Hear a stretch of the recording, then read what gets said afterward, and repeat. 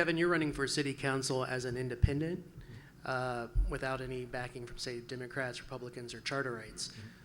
How are you going to get your message out, and what makes you think you can get elected? Because you're running, obviously, from a somewhat difficult position. Great question. I think the timing more than anything makes it my candidacy very relevant. The Democrats endorsed 10 people. That's unprecedented. People are tired of party politics. And so what they want more than anything is an individual who can stand before them and shaping yield policy, but truly be for the people. And I think, you know, as I go around this city and I do my One Cincinnati tour, I travel all of the neighborhoods, there is a lost art. And believe it or not, it's something very basic. And I learned it along the way from my grandmother, who said, the good Lord gave you 2 ears and 1 mouth, take the hint.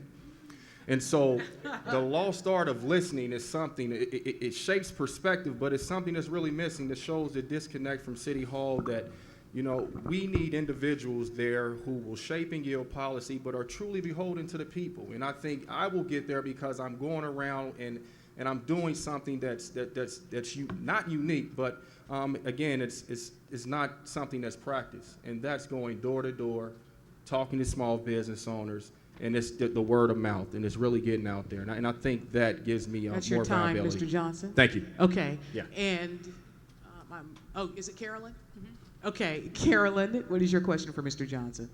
Mr. Johnson, what policies would you suggest to help neighborhoods deal with vacant and abandoned buildings and to promote home ownership?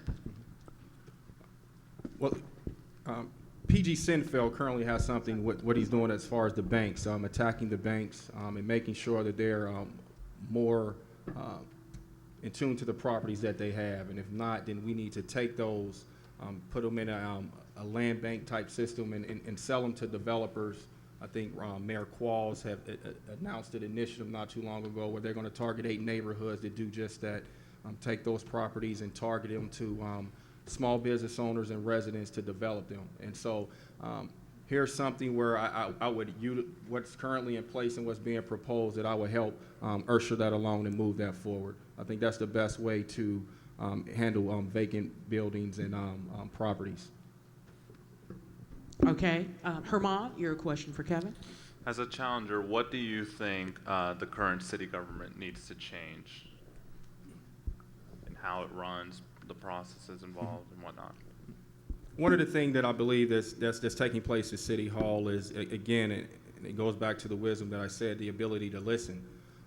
One of the things we have shown is that we are consistently inconsistent. And so moving forward, we have to, again, have a buy-in process where the citizens are part of the decision-making process along the way. Granted, they vote for us to make those tough choices and decisions. But anytime we are faced with taking public assets and turning them over or leasing them for 30 or 50 years, the citizens should have a voice in that. And so I specifically talk about the parking deal. When 19,000 citizens collect signatures to make that a ballot initiative, I take exception to that when they silence that vote.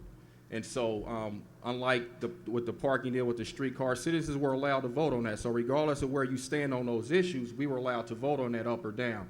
They were not allowed to vote on a parking deal. And that's your time. Okay. What is the #1 quality of life issue that needs addressing throughout the city? You know, we fight safety 4 ways. We fight it with policing, penalty, prevention, and the last one is parenting. We need to really focus in on city resources that help parents become parents and help them along the way with their children. But that feeds into really what essentially what I believe the quality of life issue is, and that's the economic inequality that exists in the city of Cincinnati. We're 50% African American.